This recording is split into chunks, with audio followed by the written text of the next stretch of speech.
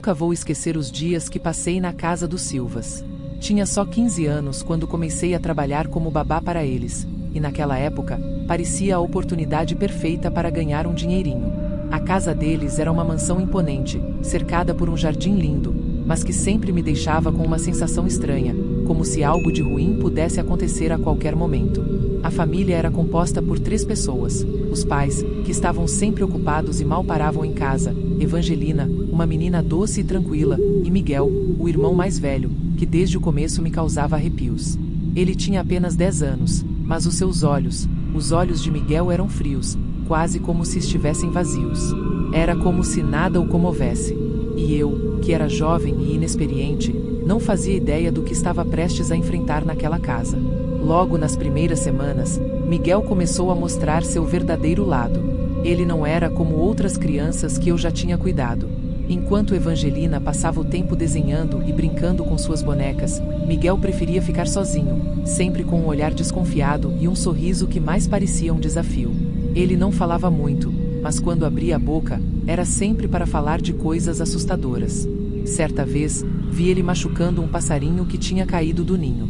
Aquilo me deixou horrorizada, mas ele só riu da minha cara, como se estivesse se divertindo. Miguel também tinha uma estranha fascinação por facas e objetos cortantes. Eu tentava manter tudo longe dele, mas ele sempre dava um jeito de encontrar alguma coisa. Ele brincava com facas como se fossem brinquedos comuns, e isso me deixava em pânico. Eu tentava repreendê-lo, mas ele só me olhava com aquele olhar gelado, sem medo, sem remorso. Era como se nada o atingisse. Cada dia que passava na casa do Silva se tornava mais tenso, e eu comecei a sentir um peso enorme sobre mim, como se estivesse sempre esperando pelo próximo susto que Miguel iria me dar. A tensão chegou ao auge numa tarde em que tudo parecia calmo, mas, por dentro, eu já estava no limite. Era mais um daqueles dias em que os pais das crianças estavam fora, e eu precisava lidar com Miguel e suas atitudes estranhas sozinha. Ele estava especialmente inquieto, andando de um lado para o outro, com aquele sorriso cínico estampado no rosto. De repente, Miguel apareceu na cozinha segurando uma faca, brincando com a lâmina como se fosse um brinquedo qualquer. "Me dá isso agora, Miguel!" gritei, tentando manter a calma, mas meu coração estava disparado. Ele apenas sorriu e veio na minha direção, devagar, como se fosse um predador se aproximando da presa. Eu recuei, tentando manter distância, mas ele era rápido. Num movimento repentino, Miguel avançou e me acertou o braço. O corte foi profundo, e a dor veio logo em seguida. Eu caí no chão, tentando segurar o sangramento, enquanto ele me olhava de cima, como se tivesse acabado de ganhar um jogo. Evangelina começou a chorar desesperada, mas Miguel não esboçou nenhuma reação, apenas deu um passo para trás, ainda sorrindo. Era como se ele estivesse satisfeito com o que tinha feito, e aquilo me deixou apavorada. Com muito esforço, me levantei e corri para fora da casa, segurando o braço machucado, sentindo que se ficasse mais um minuto ali, algo pior poderia acontecer. Depois do incidente, fui direto para o hospital. O corte no braço era profundo, e precisei de vários pontos. Enquanto estava lá, eu só conseguia pensar na expressão de Miguel, no modo como ele parecia se divertir com o meu sofrimento. Os médicos me fizeram perguntas, mas eu não conseguia contar a verdade toda. Como explicar que um garoto de 10 anos tinha feito aquilo? E mais importante, quem acreditaria em mim? Quando os pais de Miguel chegaram, a situação ficou ainda mais frustrante.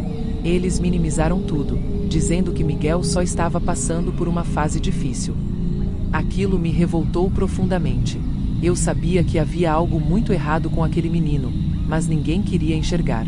Foi então que decidi, nunca mais voltaria para aquela casa. Pedi demissão na hora e fui embora sem olhar para trás. A experiência tinha me traumatizado tanto que prometi a mim mesma que nunca mais trabalharia como babá de ninguém. Os anos passaram, mas as lembranças ainda são vívidas. Até hoje, quando me lembro de Miguel, um arrepio percorre minha espinha. Às vezes, ainda sonho com aquele dia na cozinha, com o olhar vazio dele e o som da faca cortando minha pele. Sei que nunca mais vou ser a mesma depois do que aconteceu. Evangelina, aquela menina doce, também aparece nas minhas lembranças, sempre com um olhar triste e assustado, como se soubesse que algo estava muito errado, mas não tivesse forças para lutar contra isso. Sinto um peso no peito quando penso nela, presa naquele ambiente sombrio. Quanto a Miguel, Não faço ideia de como ele está hoje. Talvez tenha piorado, talvez alguém tenha finalmente percebido o perigo que ele representa. Mas uma coisa é certa: as cicatrizes físicas e emocionais que ele deixou em mim são permanentes.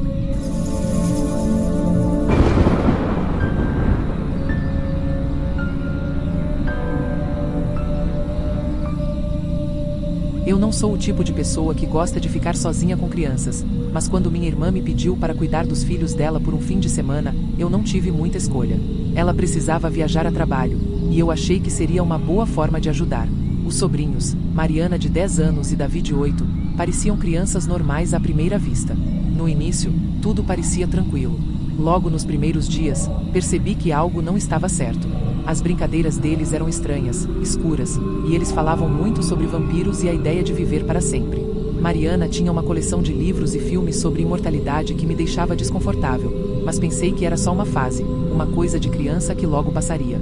Mal sabia eu que aquilo era só o começo de um pesadelo que mudaria minha vida para sempre. Conforme os dias passavam, o comportamento dos meus sobrinhos ficava cada vez mais esquisito. Eles passavam horas sozinhos, sussurrando entre si e brincando de maneira assustadora. Certa noite, fui até o quarto deles e vi que tinham montado um tipo de altar com velas e bonecos de ação cercados por símbolos desenhados em papel. Quando perguntei o que era aquilo, eles riram e disseram que era só um jogo. Mas não parecia só um jogo. Ouvi Mariana dizendo a Davi que, se seguissem as instruções, viveriam para sempre. Eu não sabia como reagir, mas tentei não dar muita importância, achando que era coisa de criança fantasiando. Ainda assim, a casa parecia mais escura e pesada a cada dia, e eu sentia que algo estava errado. Por mais que eu tentasse ignorar, uma parte de mim sabia que precisava fazer alguma coisa antes que aquilo saísse do controle. Naquela noite, acordei com um barulho estranho vindo do porão. Levantei meio sonolenta, ainda tentando entender o que estava acontecendo. Quando cheguei lá embaixo, quase não acreditei no que vi. Mariana e Davi tinham espalhado velas por toda parte e estavam tentando fazer algum tipo de ritual bizarro. Eles murmuravam palavras que não faziam sentido, segurando um livro velho que eu nunca tinha visto antes. "Que diabos vocês estão fazendo?" Gritei, e as velas balançaram com o vento da minha entrada abrupta. Mariana me olhou com um brilho nos olhos que nunca tinha visto antes. "A gente só quer viver para sempre, como nos livros", ela respondeu, como se fosse a coisa mais normal do mundo. Meu coração disparou. Isso não era mais uma brincadeira inocente, e eu sabia que precisava acabar com aquilo antes que algo ruim acontecesse. Mas, naquela altura, já parecia tarde demais. Eu tentei apagar as velas e mandar as crianças para a cama, mas eles não queriam me ouvir. Estavam obcecados. No meio da confusão, Davi esbarrou em uma das velas, que caiu no tapete velho do porão. Em segundos, o fogo começou a se espalhar. Tudo aconteceu tão rápido que eu mal tive tempo de reagir. Peguei Mariana e Davi pelos braços e corremos escada acima, o calor e a fumaça nos cercando. Conseguimos sair de casa, mas o incêndio já estava fora de controle.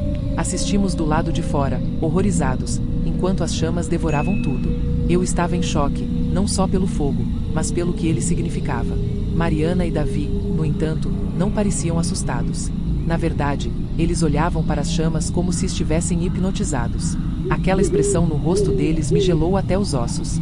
Era como se, para eles, aquilo fosse parte do plano. Depois do incêndio, nada foi como antes.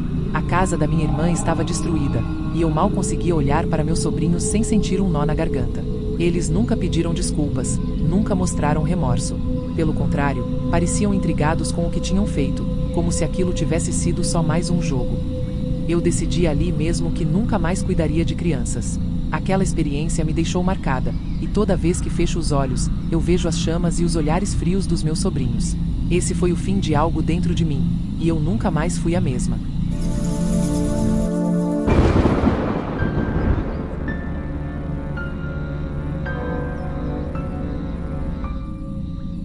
Oi, meu nome é Clara, tenho 22 anos, e sou babá há alguns anos. Eu sempre gostei desse trabalho, principalmente porque gosto de crianças e sempre achei que fosse algo tranquilo, sem grandes sustos. Mas uma coisa aconteceu comigo há alguns meses, e ainda não consigo tirar isso da cabeça. Hoje, eu vou contar uma história que vai te deixar com um frio na espinha, porque foi exatamente o que eu senti naquela noite. Uma noite que parecia ser como qualquer outra, mas que virou o meu pior pesadelo. Era uma sexta-feira à noite, e eu fui chamada para cuidar da Sofia, uma menininha de 6 anos. Os pais dela precisavam sair para um compromisso, e me pediram para ficar até tarde. A casa era grande, antiga, com aquele tipo de decoração que parece de filme de época. Assim que cheguei, os pais da Sofia me explicaram onde estavam as coisas, se despediram rapidamente e saíram, deixando a casa silenciosa, só com o som da chuva batendo na janela.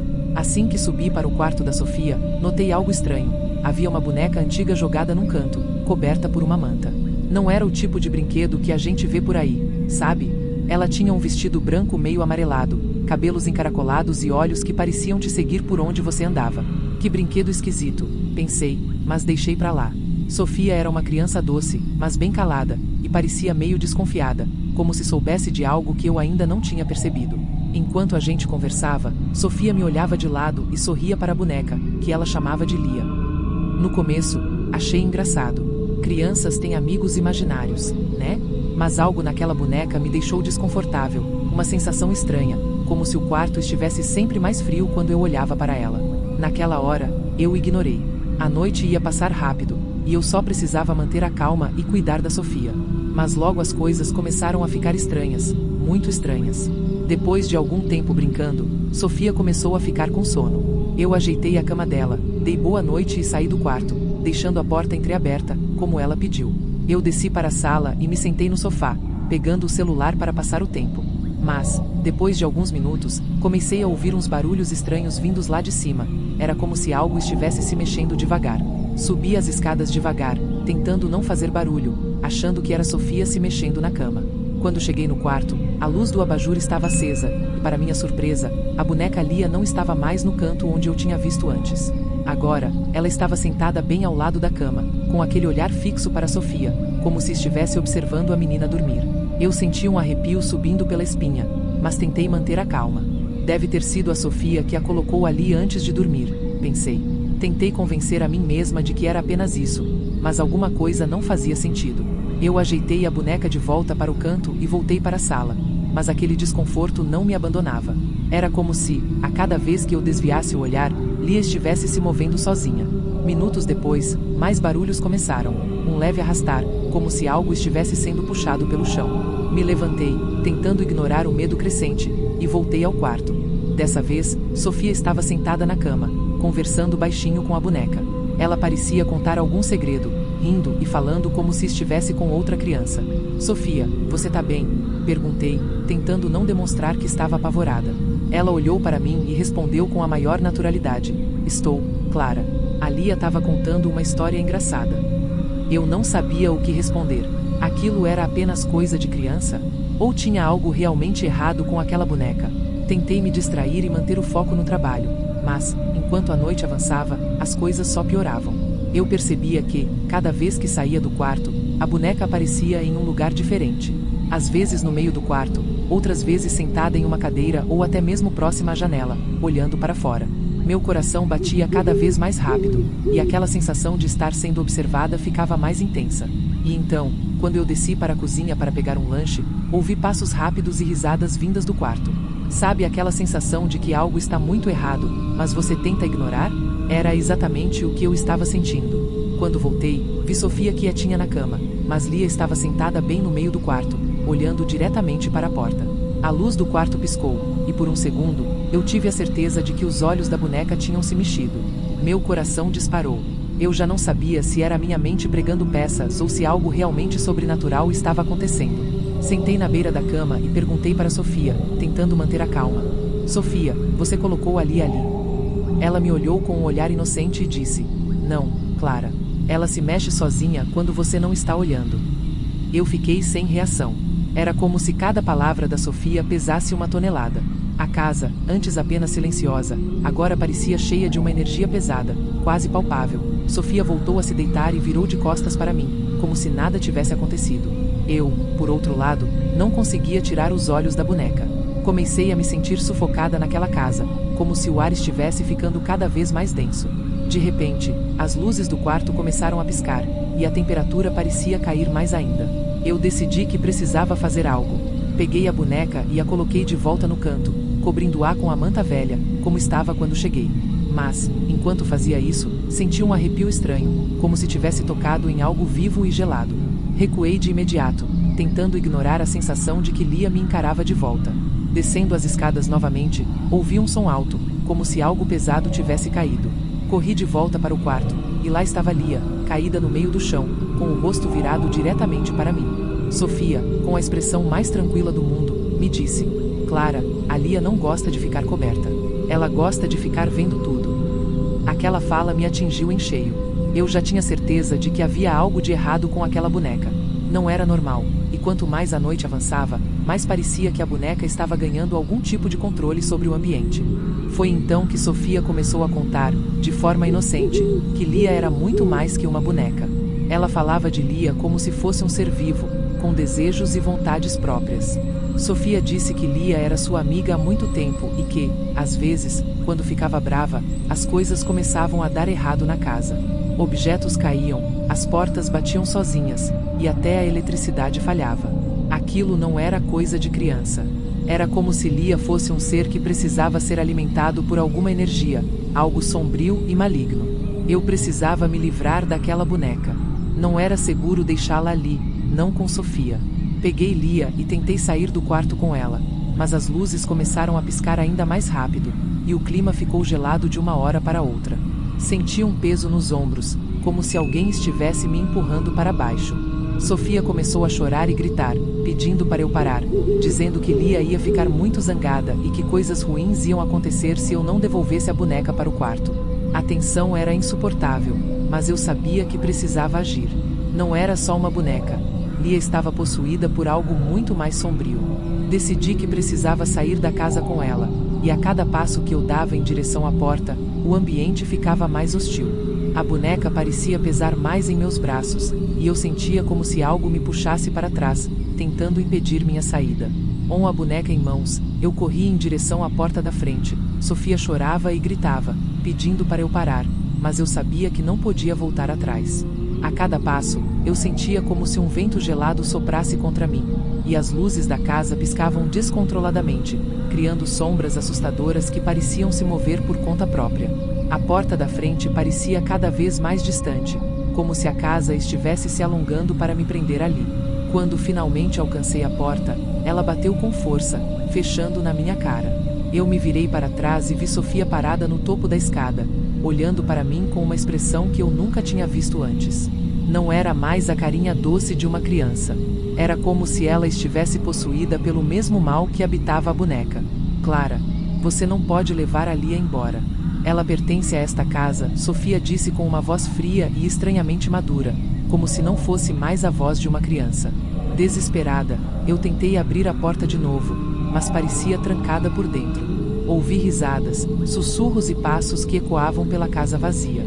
A sensação de ser observada ficou insuportável. Não havia mais como ignorar. Eu estava em um lugar onde o mal havia se enraizado, e a boneca era o centro disso tudo. Eu sabia que precisava agir rápido, então corri para a cozinha, abri a janela e joguei a boneca para fora com toda a força que eu tinha. Assim que Lia caiu no jardim, o ambiente dentro da casa mudou instantaneamente. As luzes pararam de piscar, o frio desapareceu e Sofia começou a chorar como uma criança normal, soluçando e chamando pelos pais. Era como se o espírito maligno tivesse sido expulso junto com a boneca. Eu desabei no chão, ofegante, tentando processar tudo o que tinha acontecido. A sensação de perigo tinha sumido, mas eu sabia que aquela história não acabaria ali. Os pais de Sofia chegaram pouco depois, encontrando a casa em uma aparente calmaria, mas o olhar assustado de Sofia dizia tudo. Eles me agradeceram por cuidar dela, mas eu não consegui contar o que realmente tinha acontecido. Quem acreditaria em uma história dessas? Apenas pedi para que nunca mais deixassem Sofia brincar com Lia. Antes de sair, olhei pela janela e vi a boneca jogada no gramado, com o mesmo olhar vazio, mas agora parecia satisfeita, como se tivesse conseguido o que queria. A última coisa que vi foi Sofia olhando para a boneca pela janela, com um sorriso discreto, quase cúmplice. Era como se Lia ainda estivesse lá, esperando a próxima oportunidade para voltar. Naquela noite, enquanto dirigia para casa, prometi a mim mesma que nunca mais voltaria àquela casa. E nunca mais voltei. Mas até hoje, quando fecho os olhos, ainda consigo ver o olhar da boneca e ouvir os sussurros de Lia. Alguns brinquedos, definitivamente, não são apenas brinquedos. E algumas histórias de terror são reais.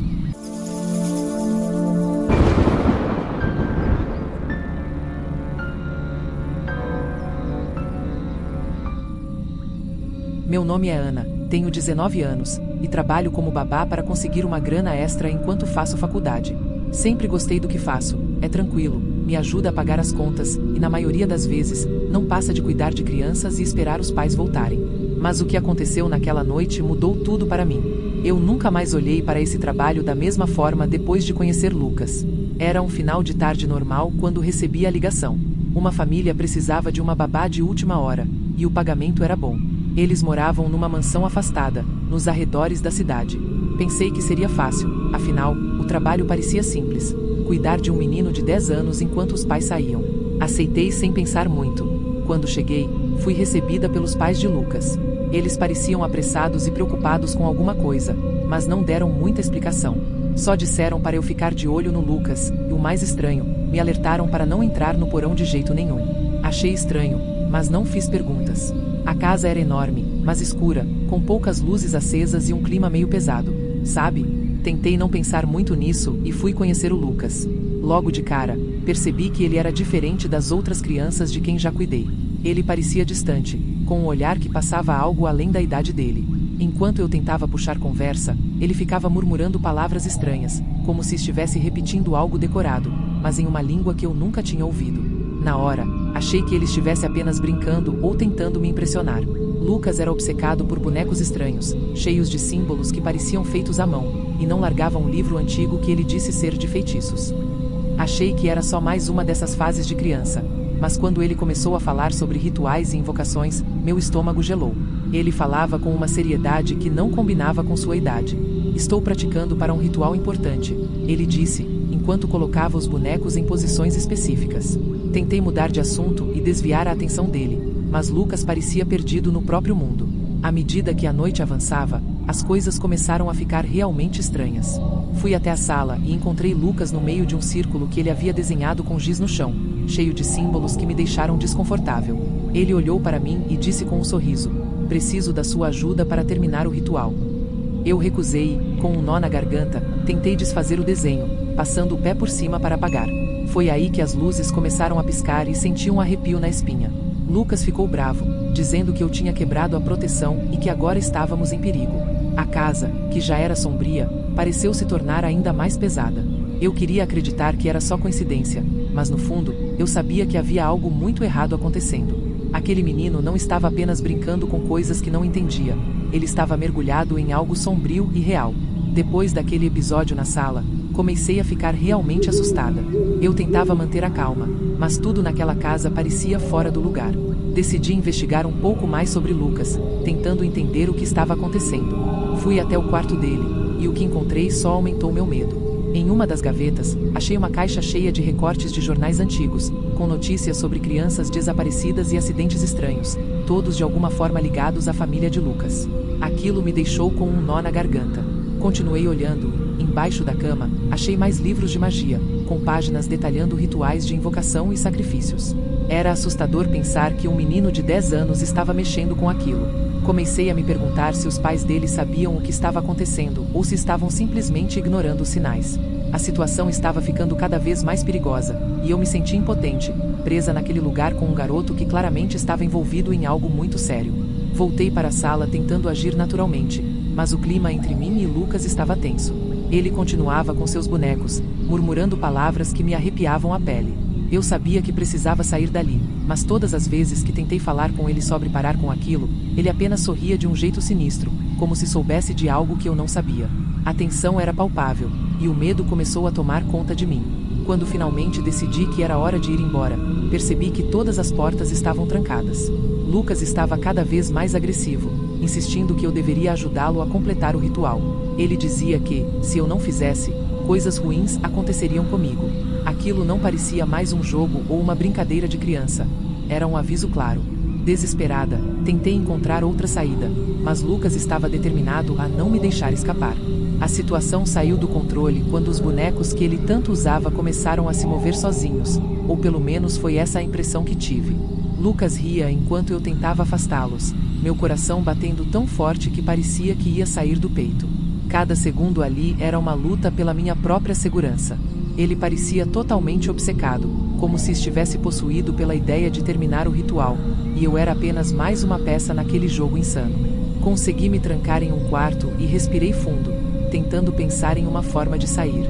Podia ouvir Lucas do outro lado da porta, murmurando e batendo com os punhos, implorando para que eu voltasse para ajudá-lo. O medo me dominava, mas eu sabia que não podia ceder. De alguma forma, eu precisava sair dali. Depois de alguns minutos de silêncio, criei coragem e abri a porta lentamente, esperando que Lucas tivesse desistido e se afastado. Para minha surpresa, ele estava sentado calmamente no corredor, segurando um dos bonecos, olhando para mim com aqueles olhos vazios. Foi um daqueles momentos em que você sente o perigo, mas sabe que precisa manter a cabeça fria. Eu disse a ele que precisava ir ao banheiro, tentando ganhar tempo para pensar em uma forma de sair. Enquanto caminhava pelo corredor, ouvi Lucas começar a recitar novamente aquelas palavras estranhas. Parecia que ele estava em transe, completamente envolvido pelo que estava fazendo. A cada passo que eu dava, a sensação de estar sendo puxada para algo sombrio aumentava. Eu sabia que não podia ficar ali por mais tempo. Corri para a porta dos fundos e tentei abri-la, mas, assim como as outras, estava trancada. Era como se a casa inteira estivesse conspirando para me manter presa. Foi então que ouvi um som de algo quebrando na sala. Voltei correndo e vi Lucas de pé, com um olhar transtornado, segurando um pedaço de vidro quebrado. Ele estava falando sozinho, dizendo que precisava terminar o ritual para nos proteger de algo que ele mesmo havia chamado. Eu estava apavorada, mas também sabia que tinha que agir rápido. Lucas não era mais só uma criança, ele era um perigo real, para mim, talvez, até para ele mesmo. Numa tentativa desesperada, peguei um dos bonecos e atirei longe, quebrando o círculo de giz que ele havia desenhado no chão. Lucas gritou como se estivesse sentindo dor, e naquele momento, todas as luzes da casa se apagaram. Fiquei em péssimo silêncio, apenas ouvindo minha própria respiração pesada e os sussurros distantes de Lucas, que agora se escondia em algum canto da sala. Eu sabia que aquela era minha única chance. No escuro, tateei pela sala até encontrar a janela. Com todas as minhas forças, consegui forçá-la e pulei para fora, sentindo o ar frio da noite bater no meu rosto. Corri sem olhar para trás, com o som dos gritos de Lucas ecoando pela casa. Parecia um pesadelo, mas era a realidade, uma realidade que eu nunca imaginaria viver. Cheguei até a rua e liguei para a polícia, contando tudo o que aconteceu. Eles prometeram investigar, mas quando chegaram à mansão, não encontraram ninguém. Nem Lucas, nem os pais, nem os bonecos. A casa estava vazia, como se tudo tivesse sido parte de um sonho horrível do qual eu havia acabado de acordar. Os policiais me olharam com descrença, mas eu sabia o que tinha visto, o que tinha vivido. Depois daquela noite, não voltei mais a trabalhar como babá. Lucas e seus rituais ainda me perseguem em pesadelos, e o medo de que ele esteja por aí, ainda obcecado por invocações sombrias, não me deixa em paz. A cada barulho no meio da noite, sinto como se ele estivesse próximo, esperando para terminar o que começou. E assim, o encontro com aquele menino estranho se tornou um dos momentos mais aterrorizantes da minha vida, algo que vou carregar para sempre.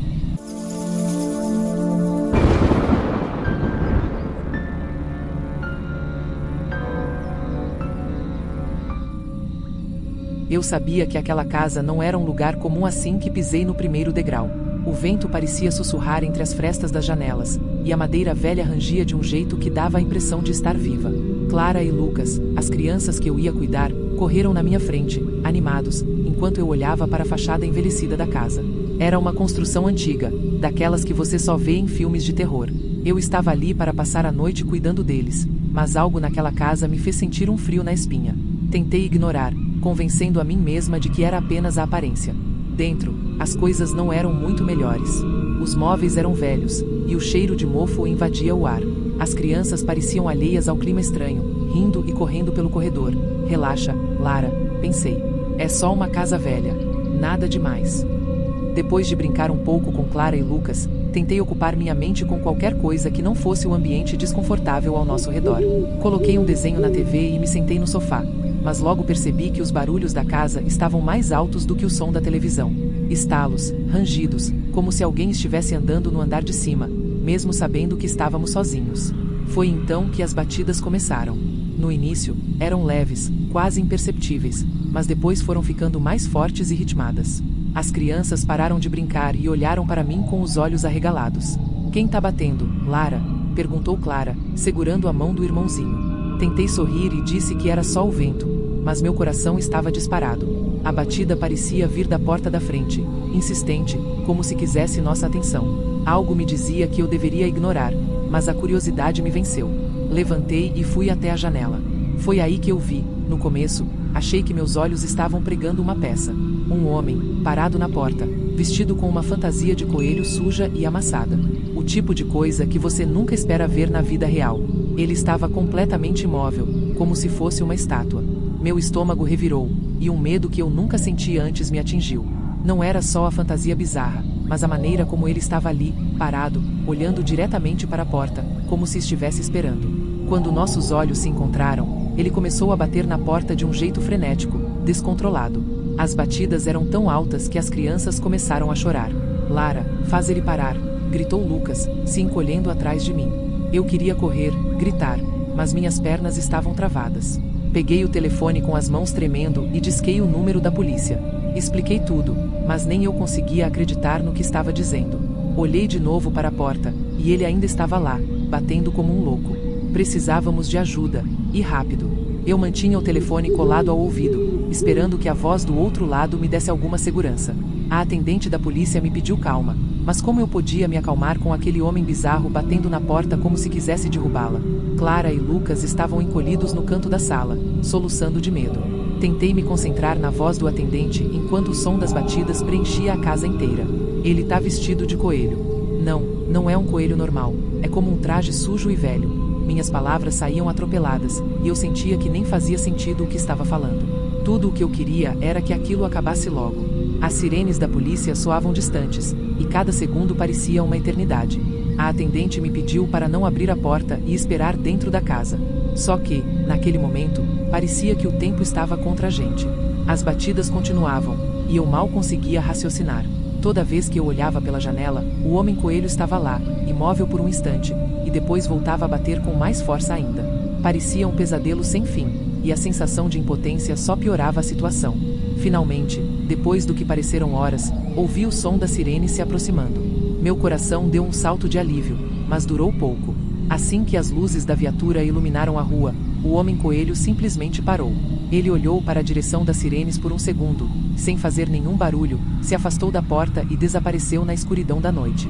Fiquei paralisada, tentando entender o que acabará de acontecer. A polícia chegou rápido, mas não havia mais sinal do homem.